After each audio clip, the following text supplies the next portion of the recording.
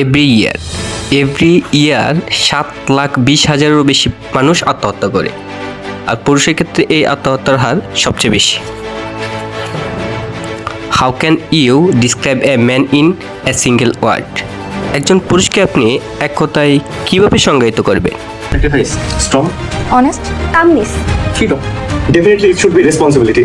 patience, hardworking. reliable, এক কথায় imperial বলো, always helpful. dependable, real life hero,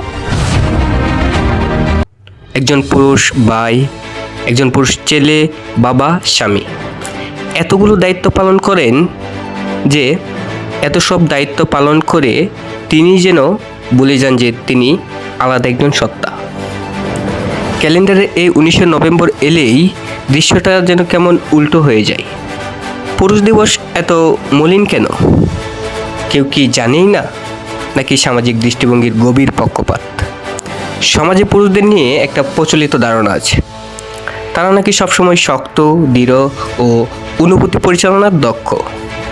ছোটোবেলা থেকে ছেলেদের বলা হয় কাঁদা যাবে না, ভয় পেলে চলবে না, দুর্বলতা দেখানো যাবে না। এই মানসিকতার ফলে পুরুষ নিজের কষ্ট, মানসিক চাপ ও মানসিক স্বাস্থ্য নিয়ে কোনো প্রকাশই করে না। যেহেতু তারা প্রকাশ করে না, তাই সমাজও ধরে নেই পুরুষদের কোনো কষ্ট নেই, চাপ নেই এবং পুরুষ দিবস পালনের কোনো প্রয়োজন নেই।